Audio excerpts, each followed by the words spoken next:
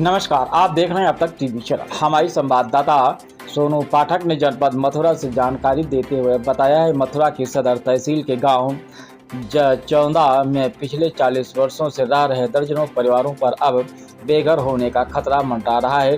ग्रामीणों के अनुसार मथुरा निवासी ऋषि यादव पुत्र दिनेश यादव ने उस जमीन पर अपना दावा जताया है जिसे करीब 40 वर्षों पहले इन परिवारों ने खरीदा था।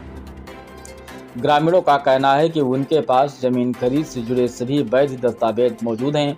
इसके बावजूद ऋषि यादव की खतौनी में आज भी उक्त जमीन उसके नाम दर्ज है, जिसका फायदा उठाकर वह जमीन पर अपना अधिकार जता रहा है। आरोप है कि उसने इस जमीन के आधार पर बैंक से लोन ले लिया। पीड़ित परिवारों का कहना है कि उन्होंने इस मामले को लेकर के कई बार तहसील और अन्य उच्च अधिकारियों से शिकायत की, लेकिन अब तक कोई ठोस कार्रवाई नहीं हुई। इस बीच बुधवार को ऋषि यादव प्रशासन और पुलिस के साथ मौके पर पहुंचा और कथित रूप से लोगों को बेघर करने की धमकी दी। बताया जा रहा है कि सदर तहसील भी मौके पर पहुंचे, लेकिन ग्रामीणों की भीड़ और विरोध को देखते हुए बिना कार्रवाई किए ही लौट गए। इस पूरे मामले को लेकर के चंदन सिंह, भगत सिंह, राजू, दिनेश, रमेश, भगवान सिंह, हाकिम, मानवेंद्र, सौदान सिंह और गोपी सहित अन्य ग्रामीणों ने शासन व प्रशासन से अपने सिर पर छत बचाने की गुहार लगाई है। आइए चलते हैं हमारे संवाददाता के साथ ग्राउंड जीरो पर। क्या नाम है आपका? भगत सिंह। कहाँ के रहने वाले हो? गांव जचौंदा, हल निवासी गोविंद नगर। क्या मामला है जचौंदा में जो आज पैमाइश के लिए मतलब प्रशासन आया भी वापस भी हो गया? ये है कि गांव जचौंदा में दिनेश सनोप अनार सिंह यादव ने एक बैनामा किया था, जो बैनामा पूर्ण रूप से राशि लेके पूरा पैसा प्राप्त करके बैनामा किया और बैनामा करके जिस पार्टी ने हम लोगों ने ज़मीन खरीदी, ज़मीन पर पूर्ण रूप से काबिज है तभी से लेके आज तक। नहीं, बैनामा कब कराया था आपने? 1993 में जी। 93 से तो ये आबादी पूरी हो गई, पूरा गांव बस गया है। पूरी आबादी हो गई।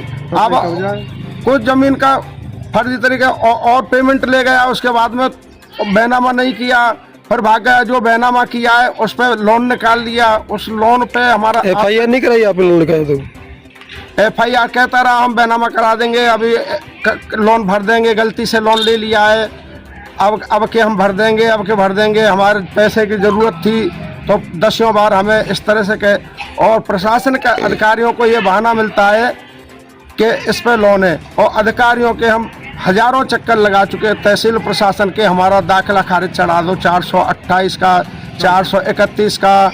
नहीं, ये प्रकरण आपका पहला प्रकरण नहीं है, कई प्रकरण ऐसे देखे गए। बार बार फोर्स आती है, चली जाती है, फोर्स आती है, पुलिस आती है, यानी कि तहसीलदार आता है। ये क्या मामला चल रहा है प्रशासन का? इसमें यह है कि जमीन बेच के उसी बेची हुई जमीन पर लोन निकाल लिया, इस कारण दाखिला खारिज नहीं हुआ। दाखिला खारिज न होने पर जमीन में खतौनी में नाम उसी का चला आ रहा है। हमारे सारे मकान बने हुए हैं, 1 इंच जगह खाली नहीं है। अब लोगों को गुमराह करता है कि मेरे नाम जमीन है, मुझे पैसे दे दो और मेरी जगह ये।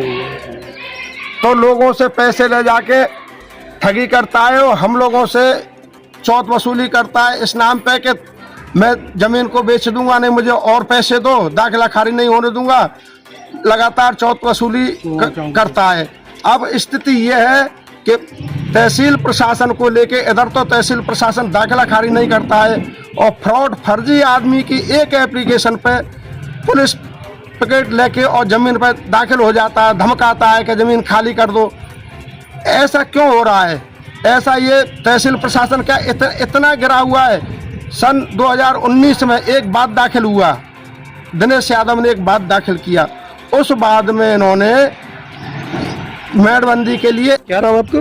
मेरा नाम मानवेंद्र सिंह है। कहाँ के रहने वाले हो? मैं गांव जचौंदा का रहने वाला हूँ। क्या मामला है आज जो तहसील से लोग आए थे? कुछ नहीं सर, ऐसा हो रहा है हमारे साथ में। हम करीबन सन 2019 से हम पीड़ित हैं। हम सन 2019 से बरकरार प्रयास कर रहे हैं। हमारा एक दाखिला है, वो हमारा दाखिला हो नहीं पा रहा है। वो कौन से गांव का है? ये गांव जचौंदा का है। अच्छा। हम प्रशासन की मदद लेते हैं, सामने वाला प्रशासन के साथ क्या कंप्रोमाइज़ करता है, और 2007 से हमारे बड़े बूढ़े भी प्रयास में लगे हुए हैं। 2019 से हम प्रयास कर रहे हैं इस चीज़ का कि हमारी ज़मीन का आज दाखला। क्या मामला, तहसीलदार जो चौंदा चौराहे से वापस हो गया और पुलिस को भेजा गया, क्या सर, कुछ हमारे मामला साथ में ऐसा हो रहा है कि वो तहसीलदार साहब की आड़ में आके वो यादव परिवार है जो हमको पीड़ित कर रहा है, बार टॉर्चर करता है। वो यहाँ के दमन नहीं, परिवार आपने है। जमीन कब खरीदी यहाँ पे? हमने सन 1993 में सब जमीन खरीदी है। तो यहाँ तो मकान दुकान बने हुए हैं, क्या प्रकरण है वो? ये तो सर जब से खरीदी गई, किसी का नौरा है, किसी की जमीन मकान है, किसी की दुकान है, सब पूरी आबादी हमने ही बनाए सब। अच्छा, हम लोगों के जन्म भी यहाँ के ही है। आज क्या मामला रहा, आज बताइए हमको क्या मामला है? आज का ये मामला है सर, वो आए दिन ऐसे पहले आता है प्रशासन की, वो लेके आड़ में ऐसी वो आज आया था, हमको डरा धमका के लिए चला गया वो। फिर लोन निकाल लिया। अच्छा, लोन का क्या मामला है? सर लोन का ये मामला है कि अब हम लोन की उनसे बोलते हैं कि आप भर दो भाई भर दो, वो बोलता है अब भर दूंगा जब भर दूंगा। दाखला हमारा खारिज हो नहीं पा रहा है, इसने लोन निकाल लिया उसकी। नहीं, जो दाखला कार्य किया तो आबादी में आ गई ना, तो आबादी को उससे होनी चाहिए। तो इसी वजह से सर हमने और हमारे बड़े बूढ़ों ने ढील कर दी इस पे। नहीं तो आबादी क्षेत्र आपने एप्लीकेशन नहीं दिया एसडीएम साहब को कि आबादी उससे लेके आए अभी कुछ समय, अभी पहले हमारे पास ये 10-11 तारीख में भी आए थे। उस समय भी हमको यही इसी तरीका से कह के चले गए थे, आपने अवैध कब्जा कर रखा है, ये वो है। हमसे तमाम अवैध क्यों बैनामा कर रखा है? अवैध क्यों हमारे जाएगा पास भाई? बैनामा भी है, सब चीज़ है। अच्छा, सर हमको बहुत परेशान किया जा रहा है। आज कौन आया यहाँ पर? आज यहाँ पे राजस्वरूप से कौन आया था यहाँ पे? यहाँ पे मजिस्ट्रेट साहब आए थे हम्म, और नायब तहसीलदार साहब थे, पटवारी साहब थे। क्या कह रहे थे आपसे? हमसे सर वही है कि ये खाली करो और ये अवैध कब्जा है, और मैं उनको नहीं मानता हूँ। कागज में जो नाम बोलेगा मैं उसको मानता हूँ, ये वो। हमारे पास एक एसडीएम साहब का वो है आदेश, उसको भी नहीं उन्होंने पढ़ा। क्या आदेश है एसडीएम का? एसडीएम साहब का ये आदेश है कि यहाँ पे कोई भी मैनांकन नहीं हो सकता, नापातोली कुछ भी नहीं हो सकती है। नहीं तो आबादी में हो, जो आबादी घोषित होगी तो नापातोली लिखा हो जाएगी भाई। अब सर वो पता ही नहीं, हमको पता ही नहीं पड़ा ये किस तरीका से हमको टॉर्चर कर रहे हैं। चौथ वसूली चल रही है हमारे साथ। कौन सी तहसील का मामला है ये? ये सदर का है सर। सदर का।